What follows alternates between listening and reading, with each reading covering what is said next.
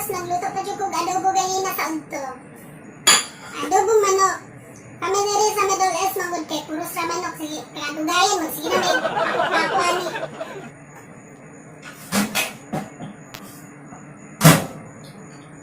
Charan! Nami kayo? Napagin ni siya talong. Akong talong nalataan. Bahala na lata na basta kay lami. Sama kalami ninyo. Maglingkod ka kay mga unta. Aywa. Mga unta, manihapon ta. Tara akong panihaponon.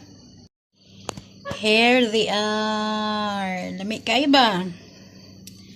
Akong isda. Akong tuyo nga naay Bombay. Akong adobo nga daghan kay glamas.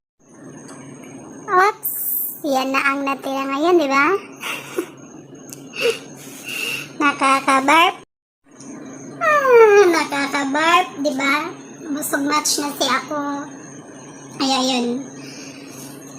Adobo at saka, adobong manok at saka fish da.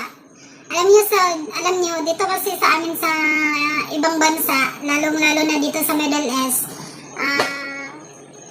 minsan lang makakain ng isda.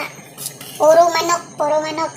Yun nga lang, manok nga, pero hindi tayo makakapagluto ng manok na parang yung manok ng adobo, yung pang Pinoy na Tsaka yun, kaya ginawa ko, nagluto ko ng adobo kanina, ngayon, busog na ako. Salamat!